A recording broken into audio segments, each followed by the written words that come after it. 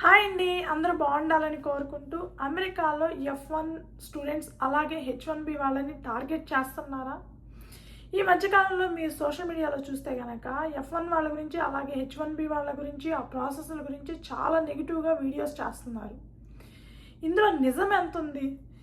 ఈ వీడియోస్ పైన క్లియర్గా నేను నా ఒపీనియన్ చెప్పాలి అనుకుంటున్నానండి. అంతకంటే ముందు మీరు ఈ వీడియో చూస్తుంటే కనుక దయచేసి ఒక లైక్ చేయండి, షేర్ చేయండి, తప్పకుండా సబ్స్క్రైబ్ అయితే చేసుకోండి. అమెరికాలో 50 స్టేట్స్ ఉంటే అందులో 35 నుంచి 40 స్టేట్స్లో ఇండియన్స్ అన్ని చోట్ల ఉంటారండి. ఒక 5 నుంచి 10 స్టేట్లలో కొంచెం తక్కువ ఉండొచ్చు, అసలు ఉండకపోవచ్చు. కానీ మ్యాక్సిమం స్టేట్స్లో మన ఇండియన్స్ చాలా ఎక్కువ పర్సంటేజే ఉంటారు. దీనికి ఒక సింపుల్ ఎగ్జాంపుల్ చెప్తానండి. నేను అమెరికాకి రాకముందు మిషిగన్ అంటే నాకు తెలియదు అసలు. అక్కడ ఇండియన్స్ ఉండరేమో అనే భ్రమలోనే ఇక్కడికి వచ్చాను. కానీ ఇక్కడికి వచ్చి చూస్తే ఇండియన్స్ చాలా ఎక్కువ పర్సంటేజ్ ఉన్నారు. సో అలాగే ప్రతి స్టేట్లోనూ ఇండియన్స్ చాలా ఎక్కువ పర్సంటేజ్ ఉంటారు. ఇన్ని స్టేట్స్లో ఇండియన్స్ ఉన్నప్పుడు ఒక్క పర్టికులర్ స్టేట్ గురించే మనకి యూట్యూబ్లో అంత వైరల్గా నెగిటివ్ వీడియోస్ చేయడానికి కారణం ఏంటి? ఒక్క పర్టికులర్ ప్లేస్ గురించే ఎందుకు నెగిటివ్ అవుతుంది? అన్ని స్టేట్స్లో ఉంటారు ఇండియన్స్, కానీ ఒక ప్లేస్ గురించి ఎందుకు ఎంత ఇష్యూ జరుగుతుంది? టెక్సాస్ మన తెలుగు వాళ్ళ అడ్డా అని చెప్పొచ్చండి. టెక్సాస్లో ఓన్లీ ఇండియన్సే ఉంటారంటే కాదు, మెక్సికన్ కూడా హైయెస్ట్ పర్సంటేజ్ ఉంటారు. మెక్సికన్స్ ఎలా ఉంటారో ఇండియన్స్ కూడా అలాగే ఉంటారు. కానీ కేవలం టెక్సాస్లో ఒక పర్టికులర్ ఏరియా మాత్రమే చాలా ఫోకస్ అయింది ఈ మధ్యకాలంలో మీరు వీడియోల్లో చూస్తే కనుక. అదే ఫ్రిస్కో అండ్ ప్లానో. ఈ రెండు ఏరియాలు ఎందుకు ఇంత పాపులర్గా ఇంత నెగిటివ్ అవుతున్నాయి?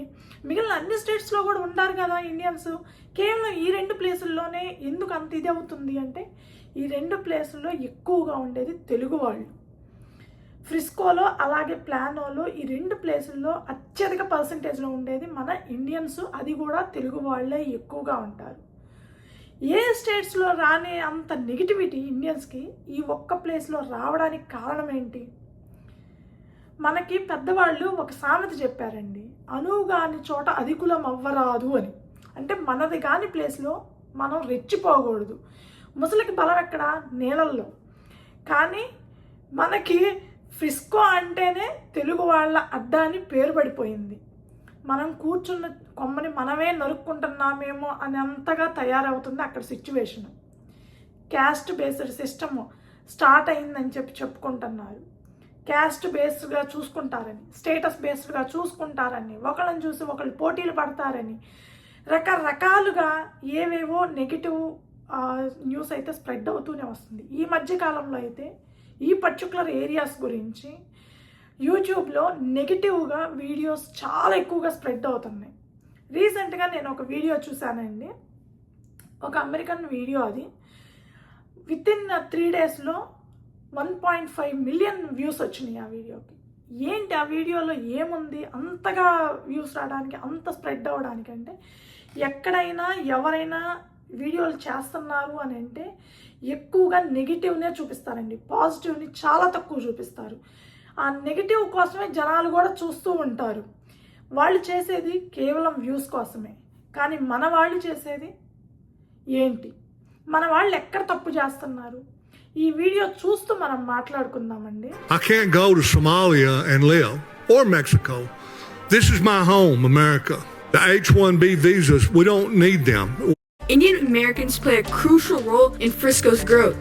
Many work in high-demand fields such as technology, healthcare, engineering, finance, and entrepreneurship. Indian Americans make up 1.6% of the population, but are responsible for $200 billion in taxes, have the lowest crime rate. సరే కదండి, టెక్సాస్లో city కౌన్సిల్లో meeting హాల్లో జరుగుతున్న situation అది. So Americans వాళ్ళ opinion వాళ్ళు చెప్తున్నారు, Indians వాళ్ళ ఒపీనియన్ వాళ్ళు చెప్తున్నారు, అక్కడ ఉన్న కౌన్సిలర్స్ వాళ్ళ ఒపీనియన్ వాళ్ళు చెప్తున్నారు. ఇంత పెద్ద ఇష్యూ అవడానికి ఏంటి కారణం? ఎక్కడ ఏ స్టేట్లో జరగంది టెక్సాస్లో మాత్రమే, అదే ఫ్రిస్కోలో మాత్రమే ఎందుకు జరుగుతుంది? ఆ పర్టికులర్ ప్లేస్ మీదే ఎందుకు ఇంత వైరల్ అవుతున్నాయి వీడియోలు? ఎందుకు ఇంత పెద్ద ఇష్యూ అవుతుంది ఇది? సిటీ కౌన్సిల్లో దాని గురించి ఒక మీటింగ్ పెట్టి, దాని గురించి ఒక డిస్కషన్ పెట్టి, మాకు అసలు H1Bs అమెరికాకు అవసరమే లేదు అని చెప్తున్నారు అమెరికన్స్. ఇండో అమెరికన్స్ అమెరికా అభివృద్ధికి చాలా హెల్ప్ చేస్తున్నారు అని ఇండియన్స్ చెప్తున్నారు. ట్యాక్సెస్ రూపంలో ఇండియన్స్ చాలా పెద్ద మొత్తంలో ట్యాక్సులు కట్టి అమెరికా డెవలప్మెంట్కి హెల్ప్ చేస్తున్నారని కౌన్సిలర్స్ చెప్తున్నారు. సో అసలు ఇది ఇంత పెద్ద ఇష్యూ అవ్వడానికి కారణం ఏంటి? ఎందుకు H1Bలు అమెరికాకి రాకూడదు? ఏం జరుగుతుంది ఇక్కడ? సో నెక్స్ట్ వీడియో చూసి తర్వాత మాట్లాడుకుందాం. Did you come here as H1B? No, I studied here. So F1, OPT, H1B? Okay, it seems like that's the common pipeline. Come here as international student, get green card? Then that was it. That's what it is. Yeah, that's what I did. Have you seen the new wave of people from Telugu? A lot of them, yeah. A lot of them. I've seen that, yeah, lately, yeah. Are you on H1B? I graduated. Okay. And I'm working right now. Okay. Are you like on F1 visa? Yes. I see. Why did you end up here in Frisco? Did you have friends and family here? Yes. Okay. This is actually my uncle's. Uncle's restaurant? Student right now? Yeah. And you work in IT? Yeah. Okay, so my question is, are you F1 visa holder? So as an F1 visa, how many hours can you work per week? 40 hours. And is it legal to work full time on an F1 visa?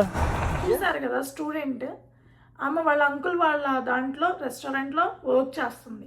F1 visa మీద ఉన్నానని క్లియర్గా చెప్పింది. F1 visa మీద ఉన్నవాళ్ళు ఎవ్వరూ బయట work చేయకూడదు. అది as per law. F1 students ఎవ్వరు ఎట్టి పరిస్థితుల్లోనూ బయట జాబ్ చేయడానికి లేదు F1 వీసా మీద ఉంటే. వాళ్ళు మనకి యూనివర్సిటీ క్యాంపస్లోనే కొంత టైం అనేది పార్ట్ టైం కింద చేసుకోవచ్చు. అది కూడా వాళ్ళు సర్వైవ్ అవ్వడానికి, అంతే తప్ప బయటకు వచ్చి ఇష్టారాజ్యంగా పని చేయకూడదు. అక్కడ దొరికిపోతున్నారు కదా. మీరు పక్కన ఇంకొకళ్ళని చూశారు కదా, F1 స్టూడెంట్ F1 వీసా మీద ఉండి ఫుల్ టైం చెయ్యొచ్చు అని చెప్తున్నారు. 40 అవర్స్ వీక్లీ 40 అవర్స్ అని చెప్తున్నారు. అక్కడ క్లియర్గా చెప్పలా F1 OPT మీదనా, F1 stem OPT మీద ఉన్నారా, లేకపోతే ఎగ్జాక్ట్గా F1 వీసా మీద. కానీ F1 వీసా మీదే ఉన్నాను అని చెప్తున్నారు. F1 వీసా మీద ఉండి ఎవ్వరు 40 అవర్స్ వీక్లీ 40 అవర్స్ వర్క్ చేయడానికి లేదు. స్టూడెంట్స్ ఎవరైనా సరే F1 వీసా మీద ఉంటే వాళ్ళు క్యాంపస్లో కేవలం వీక్లీ 20 అవర్స్ మాత్రమే చేయాలి. 40 అవర్స్ చేయడానికి కుదరదు. అది యాజ్ పర్లా అది ఒప్పుకోరు. సో ఇక్కడ మన వాళ్ళు దొరికిపోతున్నారు కదండి, చాలా ఈజీగా దొరికిపోతున్నారు. ఇక్కడ మన వాళ్ళు తెలుసుకోవాల్సిన విషయం ఏంటి అని అంటే, ఎస్ స్టూడెంట్స్కి కొంచెం ఇబ్బందే, క్యాంపస్లో అందరికీ రావు జాబులు, కాస్త ఇబ్బందే బయటకు వచ్చి. కానీ ఎప్పుడు మన పర్సనల్ విషయాలు అసలు సంబంధం లేని వ్యక్తులతోటి షేర్ చేయబాకండి. ఎవరో ఒకళ్ళు మైక్ తీసుకొని వచ్చి కెమెరా తీసుకొని వస్తుంటే వాళ్ళేం సీక్రెట్ కెమెరా పెట్టుకొని రాలేదండి, చక్కగా కెమెరా హోల్డ్ పెట్టుకొని వచ్చారు, చూస్తున్నారు, మనకు కనిపిస్తూనే ఉంది. అలాంటప్పుడు మనం ఏం చెప్పాలి, ఏం చెప్పకూడదు, ఎందుకు ఎంటర్టైన్ చేయడం వాళ్ళని? అసలు వాళ్ళు గవర్నమెంట్ ఆఫీసర్సా కాదా?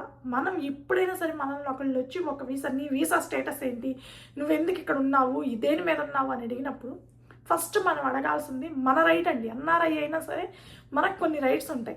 మన ప్రైవేట్ ఇష్యూస్ని, అంటే మన పర్సనల్ ఇష్యూస్ని ఎవరితో షేర్ చేయాల్సిన అవసరం లేదు అంటిల్ వాళ్ళు గవర్నమెంట్ ఆఫీసర్స్ అయితేనో, పోలీస్ ఆఫీసర్స్ అయితేనో, ఐస్ ఆఫీసర్స్ అయితేనో, యుఎస్ఏఎస్ వాళ్ళు అయితేనో, లేకపోతే డివైఎల్ వాళ్ళు అయితేనో తప్ప మన పర్సనల్ డేటాని లేదా మన పర్సనల్ ఇన్ఫర్మేషన్ ఎవరితో షేర్ చేయాల్సిన అవసరమే లేదు.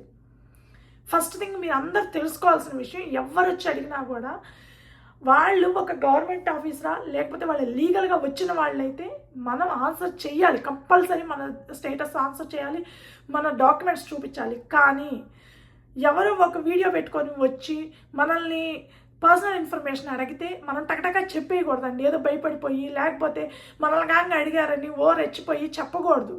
ఎందుకంటే అది మన ఉనికినే నాశనం చేస్తుందన్నమాట. ఇక్కడ వాళ్ళు వచ్చి అడుగుతున్నది కూడా క్లియర్గా నేను వర్క్ సైట్ చెక్ చేయడానికి వచ్చాను అని చెప్తున్నారు.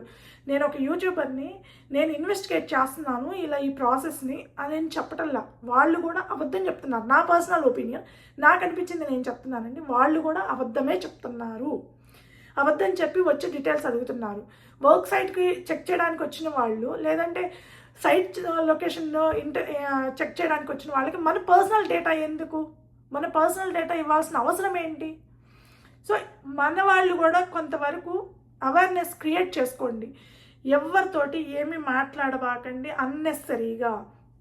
వాళ్ళు లీగల్ అథారిటీస్ అయితే తప్ప మీరు ఎవరితోటి మీ పర్సనల్ ఇన్ఫర్మేషన్ షేర్ చేయబాకండి, ఎవరిని ఎంటర్టైన్ చేయబాకండి. Simple word, not interested. మీరు ఆ వీడియో ఫుల్గా చూస్తే కనుక మీకు అర్థమవుతుందండి. కొంతమంది చాలా డీసెంట్గా రిప్లై ఇచ్చారు, సారీ నాట్ ఇంట్రెస్టెడ్. ఎందుకు చెప్పరు అని అడుగుతున్నారు వాళ్ళు. అంటే ఇట్స్ మై విష్, కరెక్ట్. మన ఇష్టం, అది ఎవరికి పడితే వాళ్ళకి చెప్పాల్సిన అవసరం మనకు లేదు. అది తెలుసుకోండి. ఎందుకంటే పర్టికులర్గా టెక్సస్ అనేది రిపబ్లికన్ స్టేట్, ఆ స్టేట్ మీద ఎక్కువ ఫోకస్ ఉంటుంది. అందులోనూ మన వాళ్ళు చేసేవి కూడా కొన్ని అలాగే ఉన్నాయి. ఫ్రిస్కో లాంటి ప్లేస్లో ఎక్కువగా తెలుగు వాళ్ళు ఉంటాం. తెలుగు వాళ్ళే ఎక్కువగా ఉండడం కూడా అది పెద్ద సమస్య అయినట్లుంది అక్కడ. మీరు గమనిస్తే ఇంకొక వ్యక్తిని అడుగుతుంటే తెలుగు పీపుల్, ఆయన వేరే స్టేట్ నుంచి వచ్చినట్లున్నారు, తెలుగు పీపుల్ ఎక్కువగా ఉన్నారంటే అవుననే చెప్తున్నాడు ఆయన.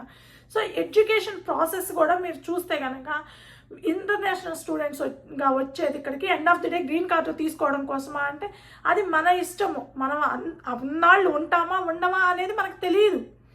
ఓపీటీ ఇంటర్నేషనల్ స్టూడెంట్కి వస్తారు, తర్వాత ఓపీటీ మీద కన్వర్ట్ అవుతారు, తర్వాత H1B తీసుకుంటారు, తర్వాత గ్రీన్ కార్డుకి వస్తారు, తర్వాత సిటిజన్. అది ప్రాసెస్, అది లీగల్ ప్రాసెస్. అది యుఎస్ గవర్నమెంట్ ప్రొవైడ్ చేసిన, రాజ్యాంగం ప్రొవైడ్ చేసిన ఒక లీగల్ ప్రాసెస్. దాన్ని ఎవరు బ్రేక్ చేసి షార్ట్కట్లో ఏమీ తీసుకొచ్చుకోవట్లేదు. సో ఇది చాలా ఈజీ, ఇది చాలా సింపుల్ అని చెప్పి కూడా కొంతమంది కామెంట్ చేస్తున్నారు. ఎట్లా ఈజీ అవుతుందండి? మనం F1 వీసా మీద ఇక్కడికి వస్తే స్టెమ్ ఓపీటీ మీద కానీ స్టెమ్ ఓపీటీ మీద కానీ ఎంత స్ట్రగుల్ అవుతారు స్టూడెంట్స్. జాబులు రావాలి, ఆ జాబ్ మీద ఎక్స్పీరియన్స్ ఉండాలా, ఆ తర్వాత H1Bకి వేయడానికి ఎంప్లాయర్ ఇంట్రెస్ట్ చూపించాలా, H1B లాటరీ సిస్టమ్ ఉంటుంది, ఆ లాటరీలో మనం నేమ్ పిక్ అవ్వాలా, ఆ పిక్ అయిన తర్వాత మనం పిటిషన్ ఫైల్ చేయాలా, USCIS వాళ్ళు అప్రూవల్ చేయాలా, ఇంత ప్రాసెస్ ఉంటుంది. అది చాలా సింపుల్గా చెప్పేస్తున్నారు. It's very cool, very easy అన్నట్టు చెప్పేస్తున్నారు. No, it's not very easy and it's not very cool as per my opinion అండి నేను చెప్పేది. సో చెప్పేటప్పుడు ఎప్పుడైనా సరే ఒక పాయింట్ వాళ్ళకి చెప్తున్నామంటే ఒక క్లారిటీగా చెప్పండి. ఏదో మనల్ని వచ్చి అడిగారన్నంత గొప్పగా చెప్పబాకండి. సో బేసిక్గా ఎవరైనా అటార్నీస్ని అడిగి కనుక్కోండి. మీరు ఎవరితోటి మీ పర్సనల్ ఇన్ఫర్మేషన్ షేర్ చేయాలి, ఎవరితో చేయకూడదు అనేది తెలుసుకొని మీరు ఆ తర్వాత మాట్లాడండి.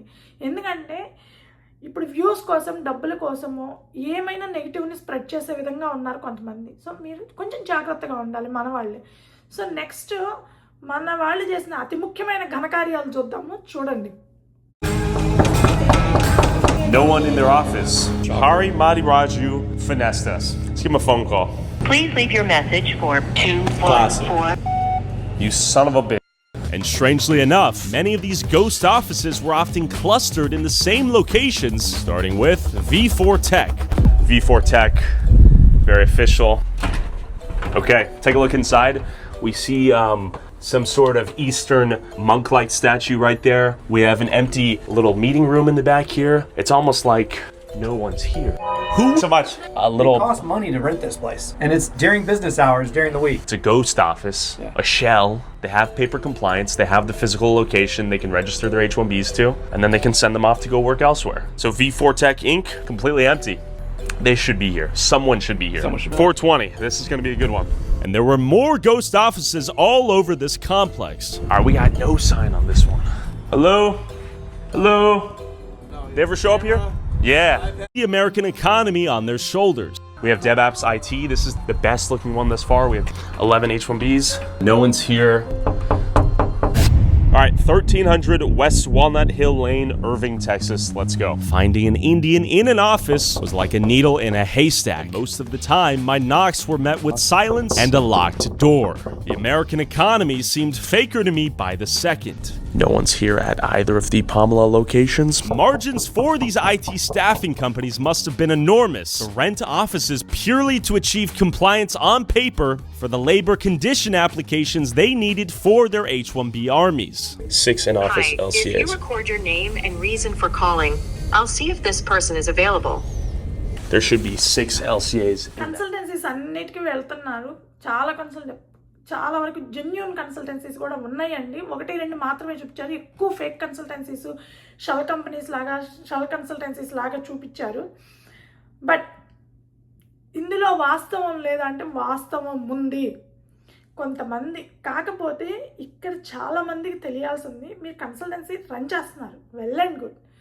అక్కడ మీరు ఎల్సీఏలో క్లియర్గా ఎల్సీఏని చూసుకునే వాళ్ళు వస్తున్నారు. ఎందుకంటే ఎల్సీఏ అనేది పబ్లిక్ ప్రొఫైల్. సో ఎవరైనా చెక్ చేసుకోవచ్చు, ఎవరైనా డౌన్లోడ్ చేసుకోవచ్చు, ఎవరైనా ఏమన్నా ఇన్ఫర్మేషన్ లాక్కోవచ్చు. బట్ ఎల్సీఏలో మెయిన్గా ఉండాల్సింది మీ వర్క్ లొకేషన్ ఏంటి, మీరు రిమోట్ అయితే రిమోట్ లొకేషన్ ఉందా లేదా అనేది. ఎప్పుడైనా సరే ఎంప్లాయీస్ అయినా ఎంప్లాయర్స్ అయినా మీరు చేయాల్సిందల్లా ఎల్సీఏకి ఫైల్ చేసేటప్పుడు ఫస్ట్ మీరు రిమోటా కాదా, రిమోట్ అయితే రిమోట్, ఆ రిమోట్ లొకేషన్ మెన్షన్ చేసుకోండి. లేదంటే ఆఫీస్ లొకేషన్ అయితే ఆఫీస్ లొకేషన్ మెన్షన్ చేసుకోండి. లేదంటే క్లయింట్ లొకేషన్ అయితే క్లయింట్ లొకేషన్ మెన్షన్ చేయండి. ఎస్, ఒక ఆయన చెప్పారు 6 monthsకి ఒకసారి, అటార్నీ కూడా చెప్పడం జరిగింది 6 monthsకి ఒకసారి లేదంటే 1 yearకి ఒకసారి వాళ్ళు క్లయింట్ చేంజ్ చేస్తూ ఉంటారు. ఎవ్రీ టైము చేంజ్ చేయడానికి కుదరదు. సో అది ఏంటి అని అంటే బేసిక్గా మీరు ఒక లొకేషన్ ఇచ్చారనుకోండి ఎల్సీఏలో, ఆ లొకేషన్ ప్రకారం మీరు ఆ లొకేషన్లోనే ఉండి వర్క్ చేయాలి. లేదంటే ఆ లొకేషన్ నుంచి ఎగ్జాక్ట్గా 50 kilometers బిలోనే ఉండాలి. మీరు ఎక్కడైనా సరే స్టే ఎక్కడైనా సరే 50 kilometers లోపలే ఉండాలి. దాటి మీరు వెళ్తున్నారంటే ఖచ్చితంగా ఎల్సీఏ అమెండ్మెంట్ చేయించుకోవాలండి. అలా అమెండ్మెంట్ చాలామంది చేయటం లేదు. అందుకే అవి షెల్ కంపెనీస్ లాగా కనిపిస్తున్నాయి, ఫేక్ కన్సల్టెన్సీస్ లాగా కనిపిస్తున్నాయి. బట్ దాని మీద ఎవరైతే ఎల్సీఏ ఫైల్ చేశారో వాళ్ళందరూ వర్క్ చేస్తున్నారు, రియల్గానే వర్క్ చేస్తారు. వర్క్ చేయకుండా అమెరికాలో ఎన్ని నెలలు సర్వైవ్ అవుతారండి?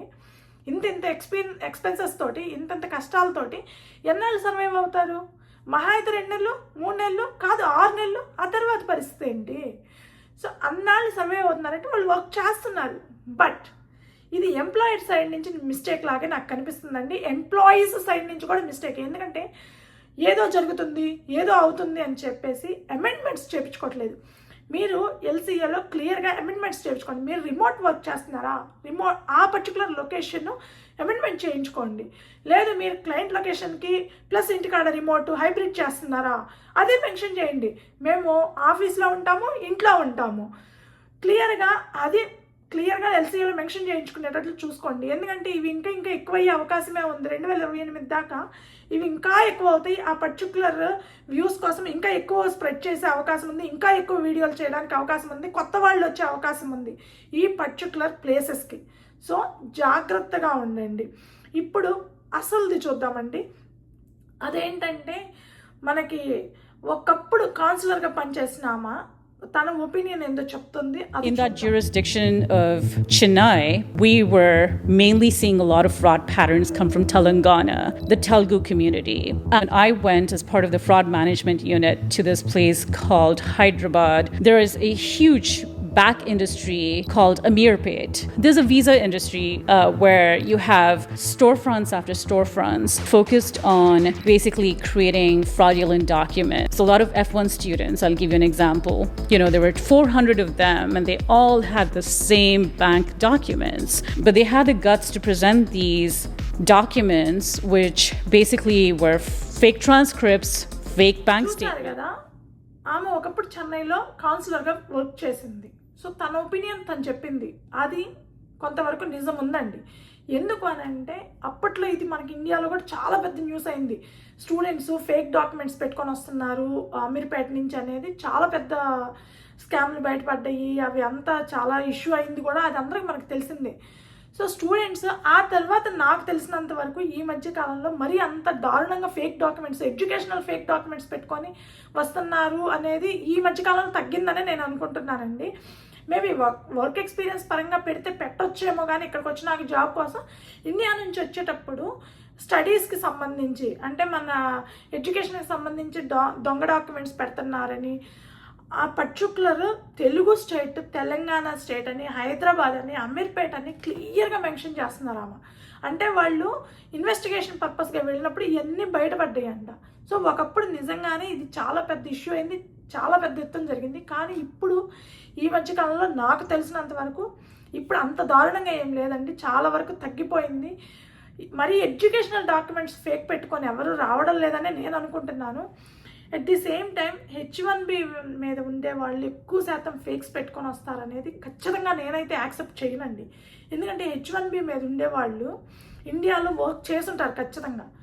ఎవరో ఒకళ్ళు అర్థం 100 మందిలో ఒక 10 మంది పెడితే పెట్టొచ్చేమో, మేబీ ఉన్న ఎక్స్పీరియన్స్ని యాడ్ చేసుకోవచ్చేమో, కానీ 100% ఫేక్ అంటే మాత్రం నేను యాక్సెప్ట్ చేయలేకపోతున్నాను. ఎందుకంటే జెన్యూన్గా అక్కడ ఒక 8 years 10 years వర్క్ చేసి H1B మీద అమెరికాకు వచ్చే వాళ్ళే ఎక్కువ పర్సెంటేజ్ ఉంటారు నాకు తెలిసినంత వరకు.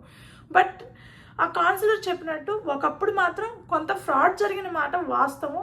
అలాగే కన్సల్టెన్సీస్ పెట్టి ఇక్కడ ఇష్టారాజ్యంగా బిహేవ్ చేస్తున్నారు. కొన్ని ప్లేసెస్లో కొంతమంది కొన్ని కన్సల్టెన్సీస్, అది నిజం, దాన్ని కూడా మనం ఒప్పుకోవాలండి. ఫ్రాడ్ జరుగుతుందా లేదా అంటే జరుగుతుంది, బట్ అది ఎంత పర్సంటేజ్ అనేది చూడాలి. కొంతవరకు జరుగుతుంది, అది ఎవరైనా యాక్సెప్ట్ చేయాల్సింది అమెరికాలో ఉన్నవాళ్ళు. ఎందుకంటే కన్సల్టెన్సీస్ పెడతారు, దాని మెయింటెనెన్స్ ఒకళ్ళు ఉంటుంది, దాని ఓనర్ ఒకళ్ళు ఉంటారు, దాన్ని ఎల్సీఎల్ అమెండ్మెంట్ చేయరు, వర్క్ లొకేషన్ అమెండ్మెంట్స్ చేయరు, లేకపోతే శాలరీ అమెండ్మెంట్స్ చేయరు, ఏమి చేయరు, అంతలా లైట్ తీసుకొని కంటిన్యూ చేసేస్తూ ఉంటారు. అది కొంతవరకు చూసే వాళ్ళకి ఫ్రాడ్ లాగా అనిపించవచ్చు. వీటిలో కొన్ని నిజాలు ఉన్నాయి, కొన్ని నిజాలు లేవనేది నా ఒపీనియన్ అండి. సో మొత్తం మీద నాకు ఈ ఇష్యూలోకి వచ్చేటప్పటికి F1 స్టూడెంట్స్ బయట పని చేయడం అనేది అది లీగల్ అయితే కాదండి నాకు తెలిసినంతవరకు. సో H1B ప్రాసెస్ F1 నుంచి H1Bకి రావడం అనేది అంత ఈజీ ప్రాసెస్ అయితే కాదు నాకు తెలిసినంతవరకు. మూడవది కన్సల్టెన్సీస్ గురించి. కన్సల్టెన్సీస్ ఫ్రాడ్ చేస్తున్నాయా అంటే కొన్ని చేస్తున్నాయి, అట్లాగని ప్రతి కన్సల్టెన్సీ ఫీమ్ ఫ్రాడ్ చేస్తుందంటే నేను ఒప్పుకోలేనండి. ఎందుకంటే జెన్యూన్గా ఉండేవి కూడా చాలానే ఉన్నాయి. జెన్యూన్గా వాళ్ళ పేపర్ వర్క్ అంతా చేసి ప్రాపర్గా అంతా పెట్టుకొని ఈచ్ అండ్ ఎవ్రీథింగ్ జాగ్రత్తగా మెయింటైన్ చేసే కన్సల్టెన్సీస్ చాలానే ఉన్నాయి. ఈ పర్టిక్యులర్ టెక్సాస్ ఫ్రిస్కో ప్లానో లొకేషన్స్లో ఎక్కువగా ఫోకస్ అవ్వడానికి కారణం మన తెలుగు వాళ్ళే. ఎందుకంటే అక్కడ తెలుగు వాళ్ళు మాత్రమే ఎక్కువగా ఉంటున్నారు, మిగిలిన లాంగ్వేజెస్ వాళ్ళు అనేవాళ్ళు చాలా తక్కువ ఉన్నారు.